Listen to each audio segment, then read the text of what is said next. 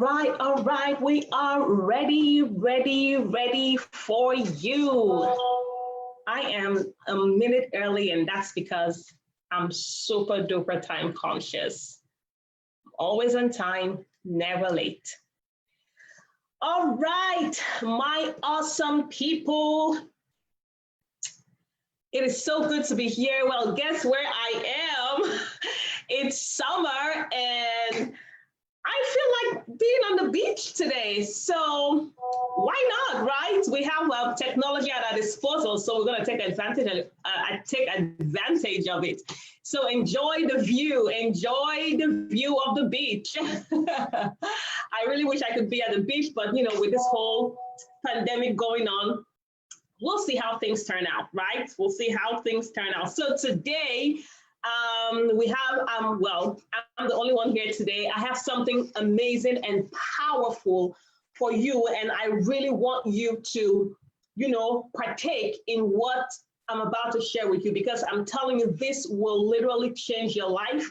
This will change the way you perceive who you are, your value, and what you're doing here. Because, the biggest question in the heart of any mankind, I don't care if you're an atheist that think that, we came out of nothing and we're nothing but, chemicals reacting. Somewhere at the back of your mind, you know that there is so much more to life than just inhaling and exhaling, right? That thing is called purpose. Purpose. There is nothing in your house that when you look around your house, everything has a purpose. Unless, you just get something, even if you get something that has no meaning to you, it still has a purpose because you got it there just to maybe decorate a space. So everything has a purpose. Everything has a purpose. And today I want to talk about the demands of purpose, because we understand that we want to live a life of purpose. Everybody here wants to live a fulfilled life. If you're here and you don't want to live a fulfilled life, you have no desire for more, you have no desire to feel accomplished, you have no desire to be successful, then I guarantee you, you are not on this call, you are not on earth, you're dead. Anyone who has none of these desires is already dead. So as human beings, we all have this strong desire to feel like our life is worth something. That thing is called purpose. The only thing that can make us feel like, relaxing on the beach and you know what, I'm there. Not there, but you just feel the sense of value is purpose. When you begin to live a life of purpose. Purpose is powerful. Purpose is the reason for your existence, and purpose has demands. It has demands. No one just wakes up and just does purpose whenever they like, however they like, wherever they like. Purpose demands things from us. It is a throne that we need to sit on, and no one just wakes up and sit on a throne without having to conquer and dominate other things and sit on that throne. Your purpose demands a lot from you because it is great. Nobody has a minute purpose. Your purpose might not be the purpose of, if you want to compare your purpose, say example, a bulldozer, has a big purpose. It's big, and its purpose, is to bulldoze houses. And then if you're a broom and you're like, I don't know if my purpose has value, because look at a bulldozer and look at me and a broom. Honey, both the bulldozer and the broom have equal value because they're doing exactly what they were created to do. So wherever you are, I don't want you to sit down minimizing yourself, minimizing your purpose, minimizing your value because someone else is doing something that you feel like you ought to be doing, but you're not, because theirs look more flamboyant or, a lot bigger. If you're walking in purpose, you are living a life of value. But now, purpose. Okay, I want to walk in purpose, but what does it take? What does it take to walk in purpose? And that's what we want to look at today. I gave you all a little sneak peek about some of the things I'm going to be talking about today. And one of the things that purpose demands for execution, whether we like it or not, whether we want to be all spiritual or not, one of them is that purpose demands finances. Purpose demands money. It does demand money. Listen. The Bible says that money answereth all things. Let me share my screen with you all and show you a little bit about what money is to your purpose, to life in generally. What money is to life. I hope you can see the screen. Your purpose demands money. Now let's take a look at what money is. Money answers all things. It's clear cut. The Bible says in Ecclesiastes chapter 10, verse 19, it says, money answers all things. No matter how spiritual we want to become, we understand that we need money to get things done. If you have a purpose and your purpose is to, help, cater to homeless kids or, whatever your purpose is, at some point in time, you will need money to fund your purpose. Purpose demands money.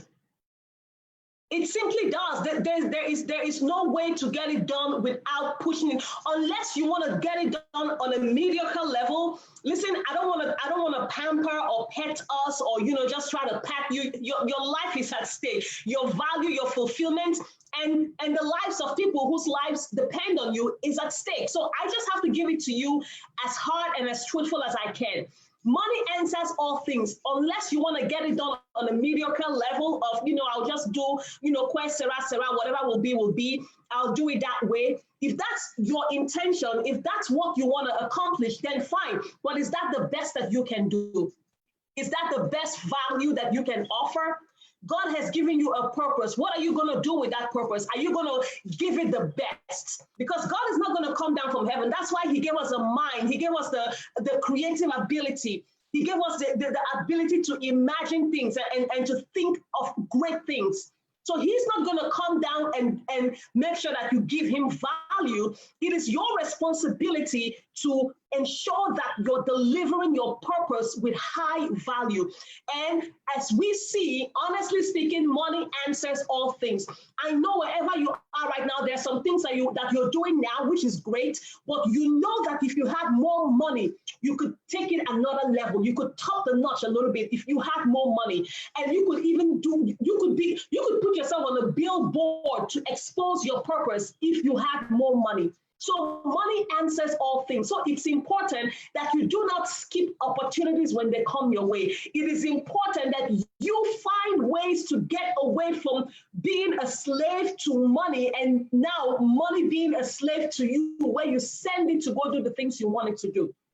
Right? If I'm communicating with someone, please say yes, yes, yes, this is me. Type something, have a watch party, share with your friends and family. Now, something else I want you to know about money is that money is a defense. The Bible says in Ecclesiastes 7:12, it said, wisdom is a defense, but so is money. Wisdom is a defense, but so is money. It is important. Like, I can't even stress it enough. It's so amazing how, we try to be so spiritual that we skip on so many money-making, wealth-creating opportunities that comes our way because we are afraid. But yet we're crying every day saying, oh God, if only I could just leave this job, if only I could earn more, make more money, I probably would be doing so much more for you. Don't skip opportunities. Money answers all things, and it is a defense. Another thing is wisdom is not enough. Yes, wisdom is a defense, money is a defense, but wisdom on its own, it's not enough. Wisdom on its own, it's not enough. And if there's a scripture, my husband likes to use the scripture a lot about a wise man in the Bible who was not known. There was a city that was in trouble, and this man, in all his wisdom, he came and he met with the king and he solved the problem of the city. And the Bible says that he was soon forgotten. Listen to me, honeys. No matter how spiritual you are, I want to guarantee you that if that man had an iota of influence in terms of wealth, because wealth positions you in a place that causes people to see you. That's the truth. A lot of you are in obscurity, not because you want to be there. You really want to be seen. You really want to make an impact that can be seen and recognized. But because of the amount of wealth or money that you have, you're unable to expose yourself more. You're unable to do so much more. This man didn't save a little household. He saved an entire city, but yet he was forgotten. He had no influence, but he had wisdom. But if he had wisdom, or if he had placed value on his wisdom and said, I'm going to solve this problem, but y'all are going to have to give something in return, I guarantee you we would have known of him. We didn't know his name. The Bible termed him as a poor, wise man. Listen, it is nowhere in the desire of God for you to be poor. It is nowhere in the desire of God for you to have to manage from the beginning of your life to the end. It's if you're born poor, that's fine. But God, the Bible says that remember the Lord your God, for it is he who gives you the power to make wealth. Ask yourself, why has God given me the power to make wealth? Why? Because my husband always says that God is an investor. When God gives you something, it's not for the show or just for the fun of it. But when God gives you something, it's for a reason. So understand that God has given you the power to make wealth, but why? Number one, ask yourself, am I making wealth? Am I creating wealth? That's the question. Am I creating wealth or creating debt? Ask yourself the question. So you need to start walking in that manifestation. Your purpose demands to be funded. Your purpose demands money. It demands money. Can I say it again? It demands money. Okay. All right. Okay. Sorry. Let me see who's here. I can, acknowledge all those people who are here. Absolutely. Ufoma, thank you so much. Thank you. Yes. Hallelujah. Awesome. All right. So now let's talk about the next thing that your purpose demands. This is so crucial. This is the most valuable thing on the earth, but at the same time, it is the most abused thing on the earth. And I know you can guess what it is already. Can you guess? If you think you can guess it, just type it right there. If you know that you can guess what I'm about to say. The most valuable, but yet the most abused commodity on the earth. We didn't create it, it was given to us, but we abuse it so much and we so need it. Can you guess? Okay, it is called T-I-M-E, time. Time, your purpose demands time. Now let's talk about time a little bit. What are you doing with your time? Oh, if only I got $1 for every time I spoke with someone about what they're doing with their lives and their purposes. If only I got $1 for every time I heard, oh, I don't have the time. I would be probably a billionaire by now. Listen, time is crucial. Time can be your friend, time can be your enemy. My question is, how are you using your time to take you a step further to fulfilling your purpose? How are you maximizing your time? How are you, listen, because time, you need to understand that time is constant, it doesn't change. My husband said that when people say, I don't have time, I don't have time. My husband always, he made this statement one day and it clicked with me. He said, time is not what you buy or pay for. Oh, I didn't have enough money to buy enough time. Time is something you create. And you create time for the things that are of high value to you. When I woke up this morning or last night, I already made a goal for how I want my day to look like today. The things of the most that were of the highest importance to me that I wanted to devote my energy on was at the top. I spend more time on value-adding activities. What are you spending your time on? When you say you don't have time to discover your purpose, okay, I know my purpose, but I don't have the time to develop my purpose. What activities are you spending your time on? What are you spending your time on? Awesome, Victoria, you got it, time. What are you spending your time? How are you managing your time? We all have it. The rich man who lives in a mansion has 24 hours, and the poor man who lives in a dungeon has 24 hours. But what have we done with that time that can help us come out every single day and say, you know what, yes, I maximize the time, and right now I'm a step closer to my purpose. You have to make good use of your time. It is your responsibility, and nobody is going to do it for you, honey. It is your responsibility to make good use of your time. Now, let me share this with you a little bit on what I wrote about time. I hope you can see my screen. So I said time is the most expensive commodity. Everybody has the exact same amount, and time can be your friend or it can be your enemy. Some of you are not sure how to manage your time or what you're doing with your time. So let me give you all a little tip about what to do with your time. What you have to do is this: monitor yourself. Wake up every morning. Let's do it in 30 minutes interval. Wake up every morning. If you wake up by 6 o'clock, whatever time you wake up every morning, have a 30 minutes interval and see what you're doing with your time. What am I doing with my time? How many minutes am I watching TV? How many minutes am I Instagramming, Facebooking? Not for productive purposes, but just scrolling around and just, commenting and doing, and not doing anything productive, excuse me. Every 30 minutes interval, check yourself. Just try it for one day and kind of go on. If you can go on for a week, that would be amazing. Go on day by day, 30 minutes by 30 minutes. And then by the time the 24 hours is over, of course, excluding the time that you sleep at night, you will discover how much time that you would have put in reading a book, how much time you would have put in exploring your business, how much time you would have put in learning a new skill that you probably put in the wrong things. This will help you curb your time, because your purpose, honey, let me tell you something. I spoke on a message sometime last year, and the message says your dash. You know how we have when you're born, you have 1991 dash, and then when you die, say 2050, whatever, there is that dash in the middle. That little dash there is your time. That dash in the middle is your time. What are you doing with your dash? It's so little, that dash, but so much happens between when you're born and when you die. And for some of us, we are right in the middle of that dash. I love Jesus. He said one thing. He said, I must work the work of him who sent me while it's day, for the night comes when no man can work again.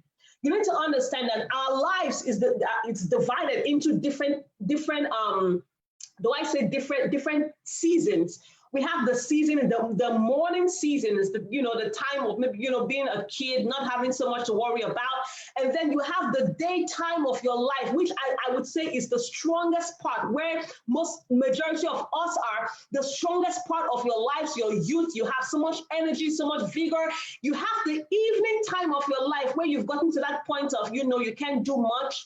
And then you get the night of your life where you're literally just waiting for the bell to ring and call you home.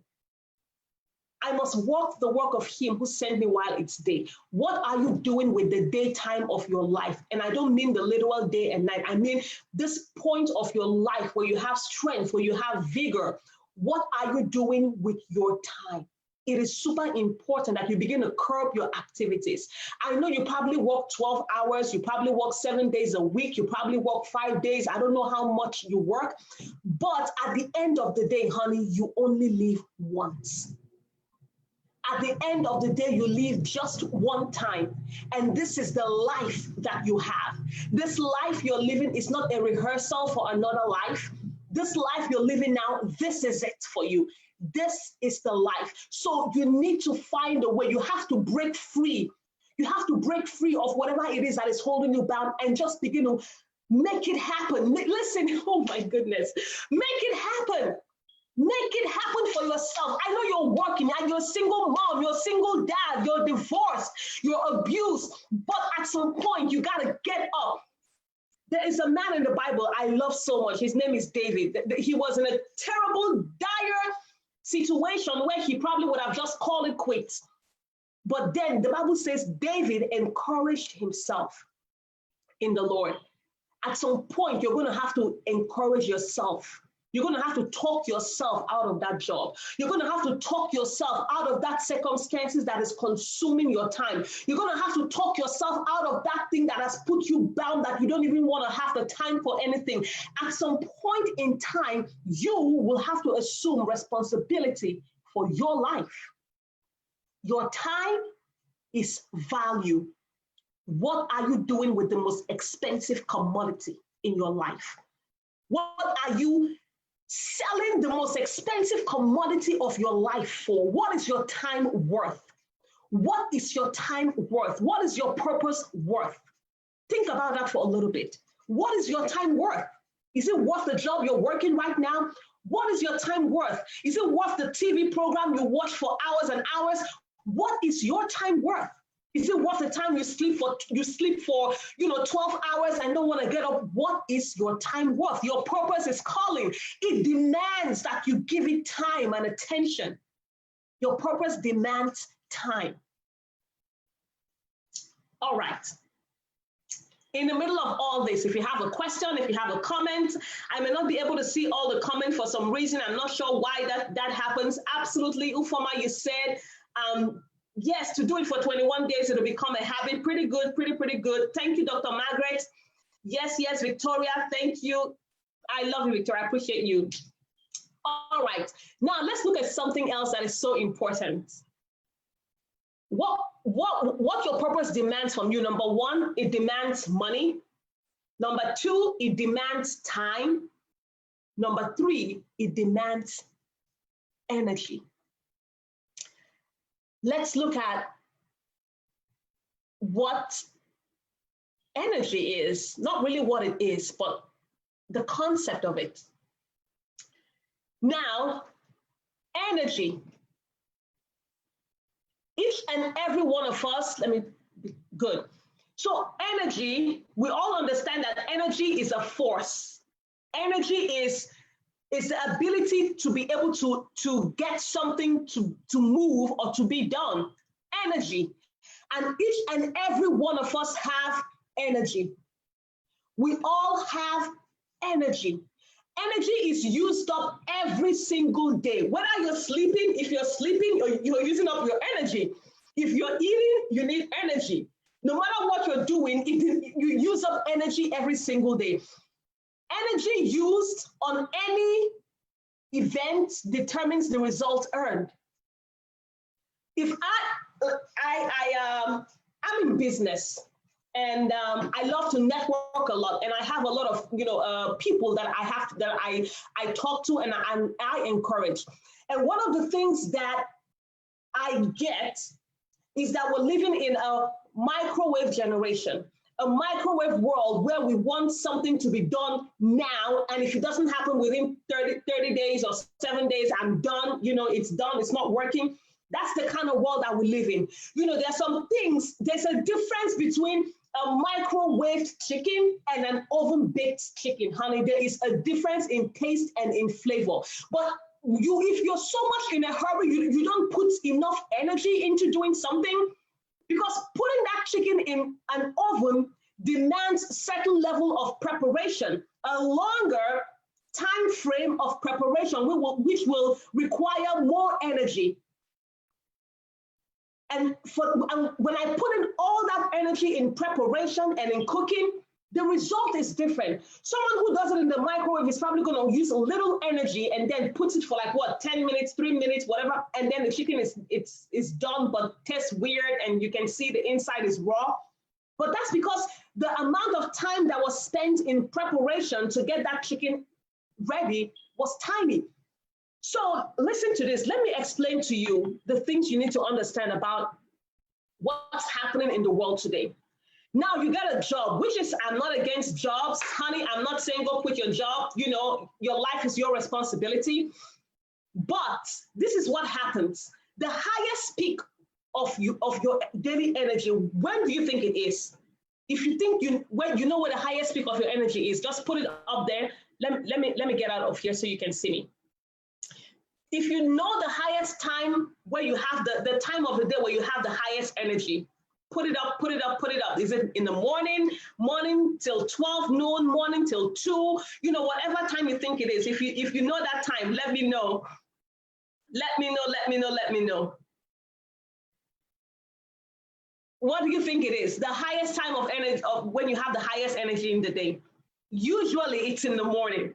It's in the morning, you wake up, you have that cup of coffee or that glass of water, and you're like ready to go, you're ready to conquer the world. You know, you go out there and you give your best energy, your best time, your best self.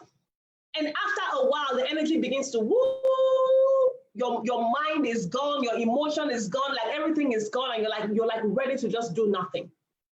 You need to understand that your purpose demands your high level, high intensity, concentrated energy. That's what your purpose demands.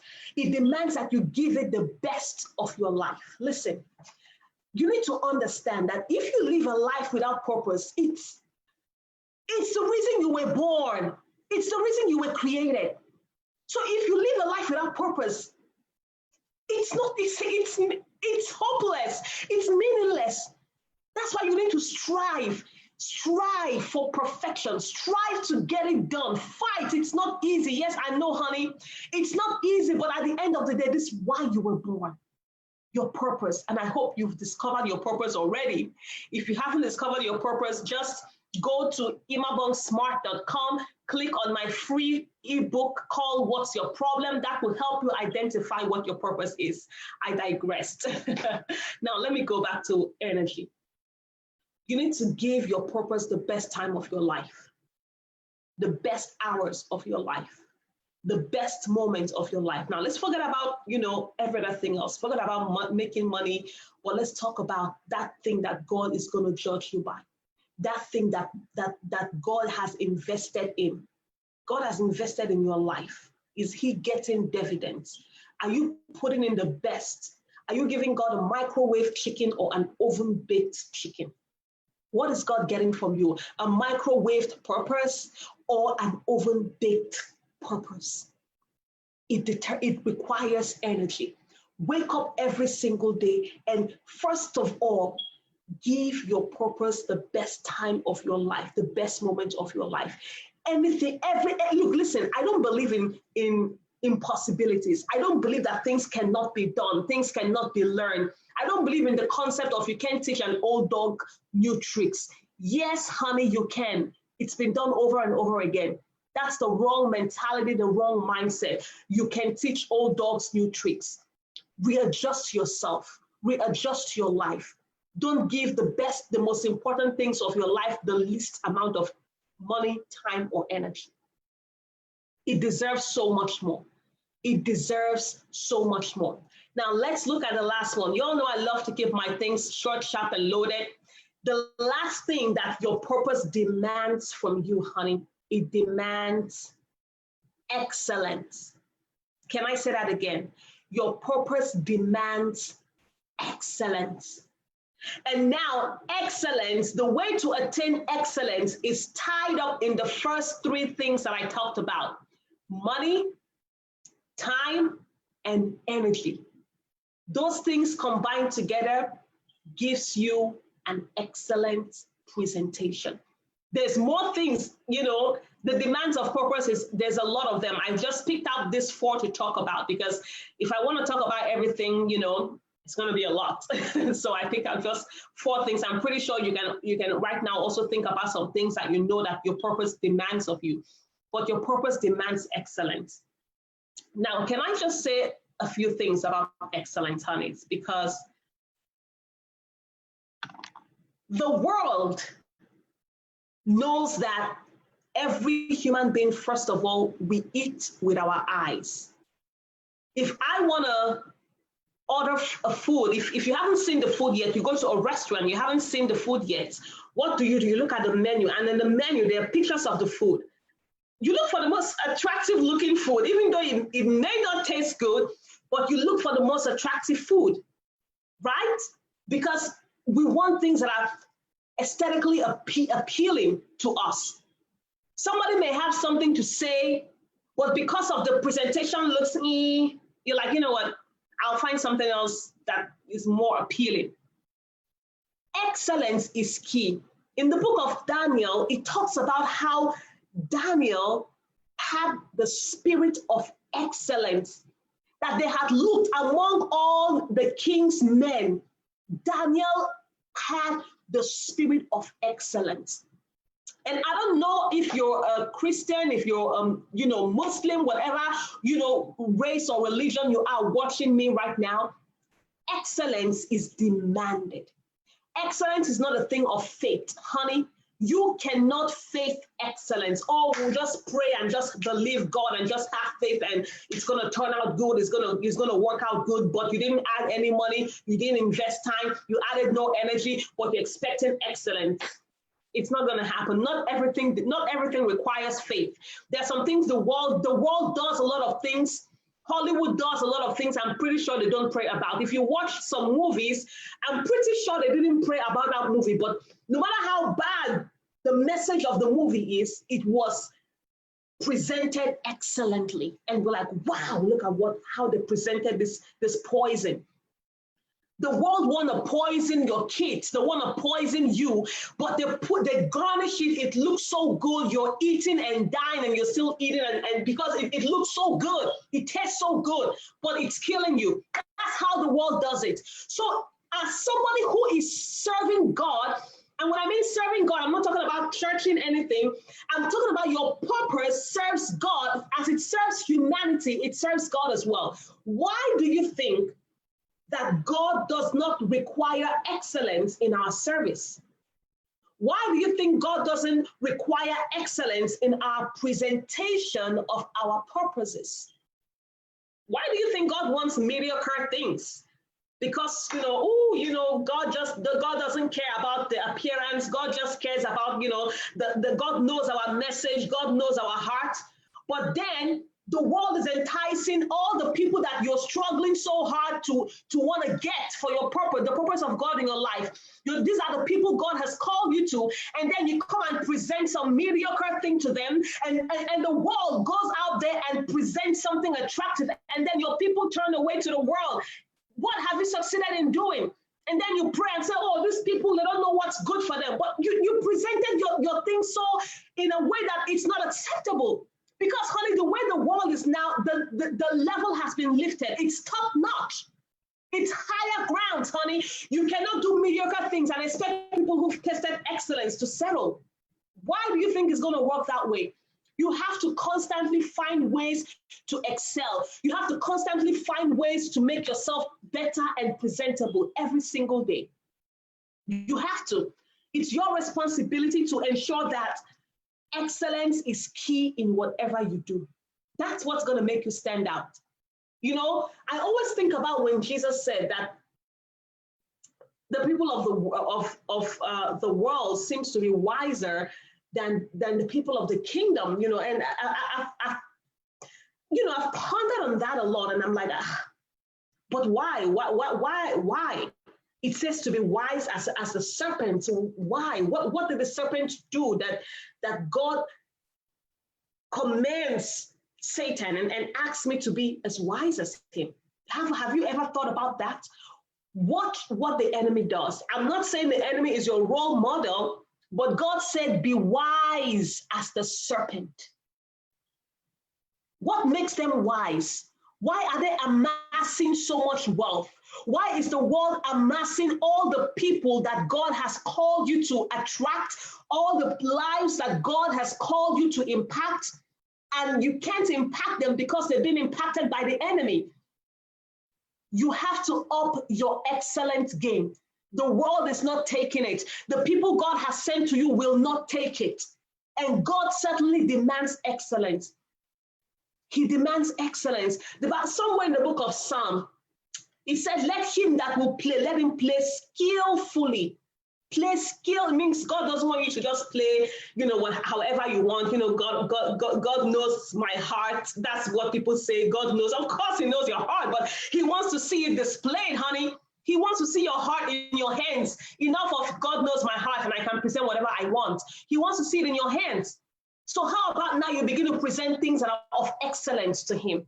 things that when you present is a sweet smelling savor to him, because wow, God is like, take a look at that. Look at the excellent presentation. Look at all the time she put in this purpose to make it so appealing that even the world is coming for her. Even the world is coming to ask, what did you do? How did you do it? Yes, God demands excellence in our presentation. Your purpose calls for excellence because you're serving the King. And this is what I tell people.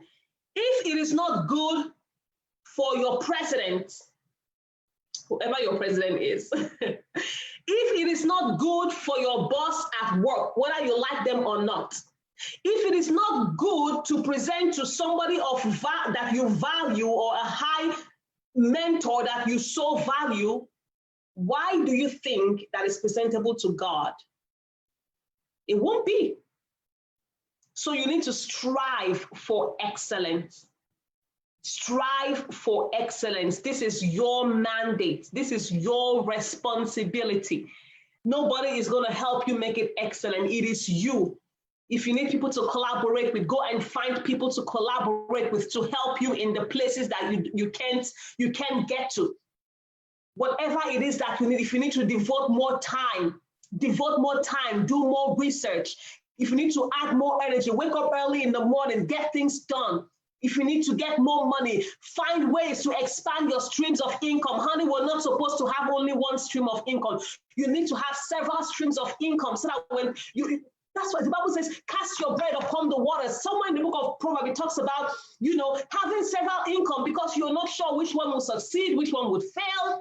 You can't have only one income. Expand it so that you can have some to fund your purpose, honey. You have to.